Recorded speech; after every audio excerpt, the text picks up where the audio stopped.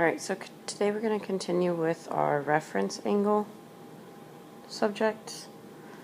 So I'm going to skip the warm-up, and y'all can do the warm-up on your own.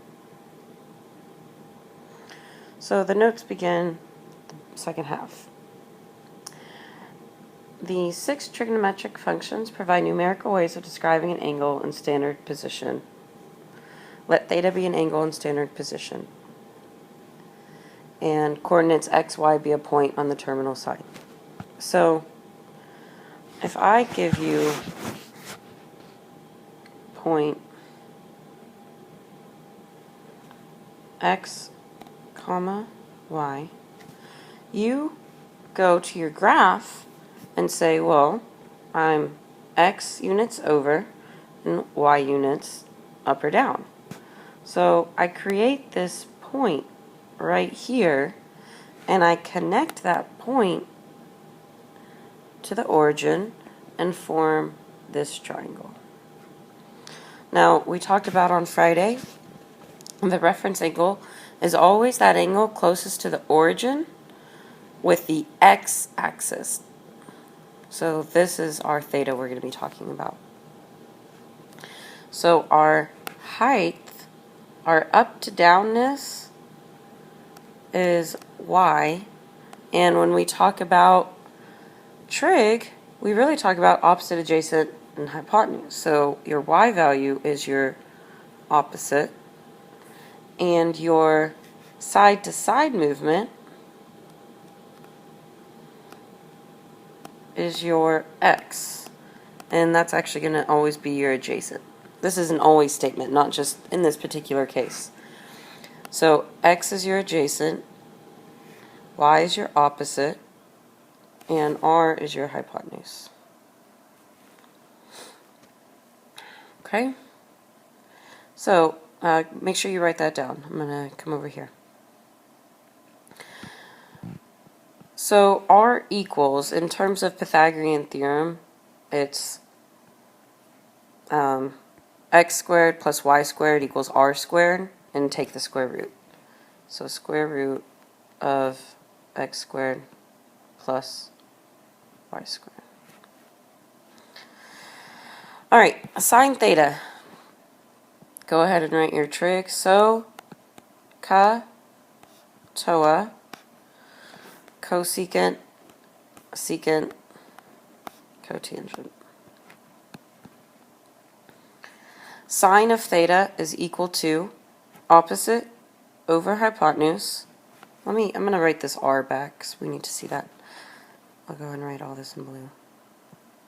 Okay, so opposite is the y value over hypotenuse is r. Y over r. So without even thinking about going back to the triangle, go ahead and do cosecant. Because if it's just the reciprocal, then it's r over y. Cosine is adjacent, which is x over hypotenuse. So secant is r over x. And lastly, cotangent is toa, y over x. So cotangent is x over y. And that's it for page 1. So let's do some practice. So what conclusions can you draw about the signs of the 6 trigonometric functions? So this is where the real meat starts to come in. When I put my dot here, then you can say that x is positive, put a little plus sign, and y is positive. Because you're going to the right and up. So like this could be the point, I don't know, 3, 2 or something like that. But let's say my point, I'm going to use a different color here. Let's say as a different problem, my point is in quadrant 2. Now, my x is actually negative, and my y is still positive because my y is still going up. Okay, I'll draw another coordinate graph to show you quadrant 3 and 4. So let's say I draw quadrant 3 now. I have a point in quadrant 3. Now quadrant 3, you have to go backwards and down. And lastly, quadrant 4, you have to go to the right, but you do have to go down. So it's a positive x, but a negative y. And by the way, on all of these, your radius would still be positive because when you take the square root, it's going to assume a positive answer. Okay, so let's make sure you have all this down. Push pause if you need to right now, but I'm going to come over here.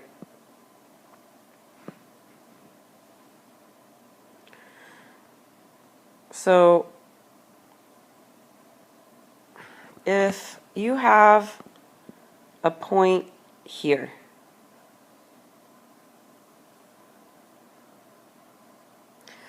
everything's positive, so sine of theta is positive, cosine of theta is positive, tangent of theta is positive. If those guys are positive, all their reciprocals will be positive. So cosecant theta is positive, secant of theta is positive, and cotangent of theta is positive. I'm not going to write this one every time because if sine is positive, like if 1 over 3 is positive, then 3 over 1 is definitely positive. If you're just flipping the numbers, that's not going to change the positive or the negativeness. So I'm just going to write these 3, and you can just assume that their corresponding reciprocal is the same. Okay, let's draw another triangle. Let's say I have a triangle in quadrant 2.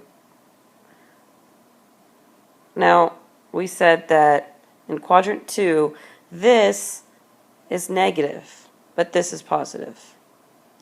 So in quadrant 2, if the adjacent is negative,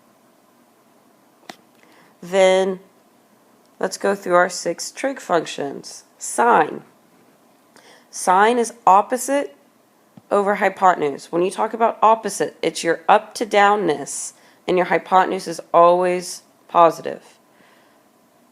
So if your up to downness, if you go up and your hypotenuse is still positive, then sine theta is positive. Now cosine. Cosine is adjacent over hypotenuse.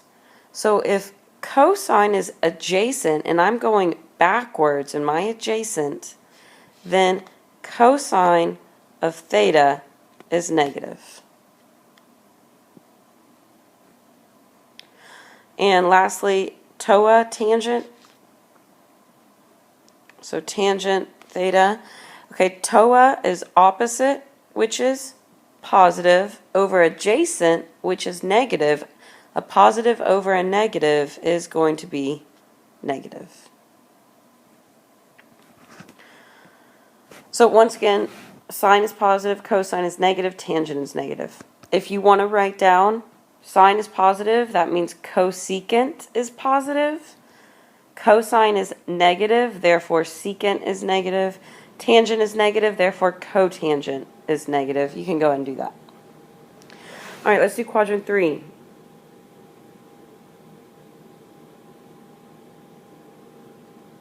So in quadrant 3, I go backwards and down, so the adjacent is negative and the opposite is negative here. So sine, which is opposite over hypotenuse. If the opposite is negative, this is negative. Cosine is adjacent, which is negative, over hypotenuse. Lastly, tangent, TOA, This one's, you got to think about, well, TOA, opposite is negative, but adjacent is also negative. When you have two negatives, they actually cancel to make positive. All right, if sine is negative, cosecant is negative. If cosine is negative, secant is negative. And if tangent is positive, cotangent is positive. All right, last one. I'm going to have to...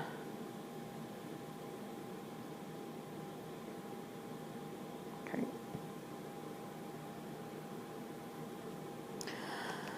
All right, in this one, if you look, your adjacent, your side to side, you're going in the positive x direction, but in the negative y direction. So if your y, or your up to down, is negative, sine is negative.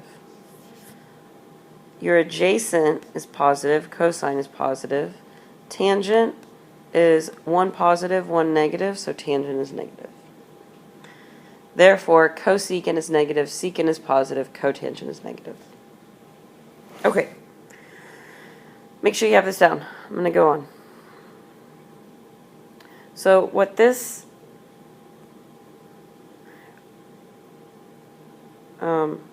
what this says is all students take calculus. This is our saying that you can remember. Start in quadrant 1, all students take calculus. This is a way to remember where trigs are positive and their corresponding reciprocals. So all of them are positive in quadrant 1. Only sine, therefore cosecant also, is positive. Tangent is positive, therefore cotangent is positive.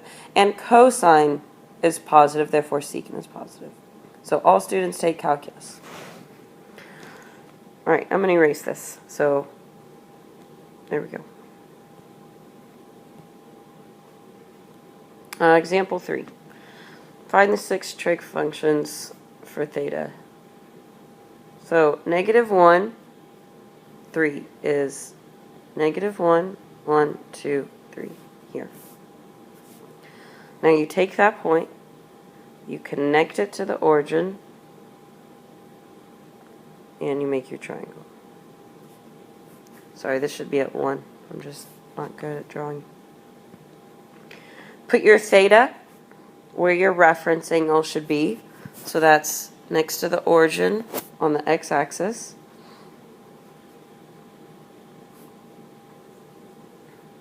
And if you want to go ahead and label opposite, adjacent, hypotenuse, you can.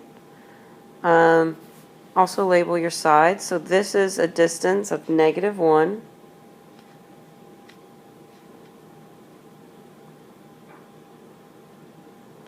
This is a height of 3. When you do Pythagorean theorem, you're doing -1 squared, which is +1, plus 3 squared is 9, is 10, take the square root, which does not reduce.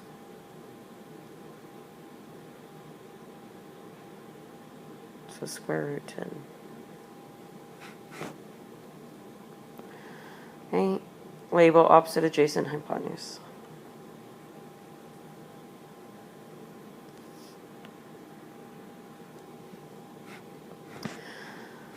All right. Sine of theta. This is a long video. Sine theta equals opposite, which is 3, over hypotenuse, which is root 10. Rationalize. So 3 root 10 over 10. If you want to go ahead and do cosecant of theta, I would just take this answer and flip it. Root 10 over 3. Cosine theta equals adjacent, which is -1 over root 10. Rationalize it is negative root 10 over 10. So that means secant of theta is negative root 10 over 1. And tangent of theta is opposite, which is 3, over adjacent, which is -1, or just -3, which means cotangent is -1/3. That's it. Alright, example 4. Make sure you have that down. I'm going to go on. Find the missing trig functions for theta if theta terminates in quadrant 3 and cosine theta is 2/5. I'm sorry, -2/5. So draw your x, y.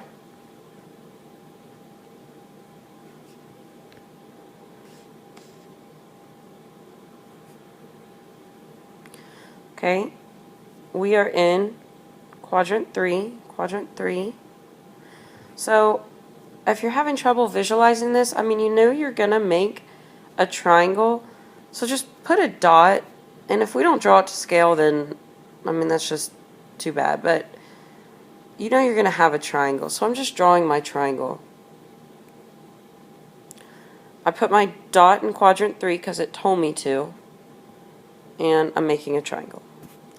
Now I'm going to satisfy my trig. So this is cosine, so that's adjacent over hypotenuse. And since this is a negative ratio, I know one of these things will be negative. Earlier I told you the hypotenuse is never negative, so that kind of concludes that it's the adjacent that's negative. Furthermore, if you look at your picture, if you label this as -2, does it make sense that this is a negative value? Yes, it does, because you're going backwards or left. And then this is 5. So -2 squared plus what squared is 5 squared. 4b squared 25 is root 21. Look at your triangle. Not only is it root 21, this is the bad thing about Pythagorean theorem always giving you a positive answer. You got to figure this out for yourself. It's going down, so it's a negative root 21. All right, from here we can say, well, sine theta is opposite negative root 21 over hypotenuse. That is simplifying, so we can go on. Cosecant theta, if you flip that, you will have to rationalize to this. Cosine of theta was given to us, I'll just write it again, is -2/5. I think it's a good idea to go ahead and write it again, because then you can kind of check, does my triangle match my given? And it does. So secant of theta is -5/2. Tangent of theta, O, negative root 21 over adjacent, -2. Two negatives cancel, so root 21 over 2, positive. So cotangent, flip it around, is 2 over root 21, and rationalize, 2 root 21 over 2. Over 21, I'm sorry. And that's it.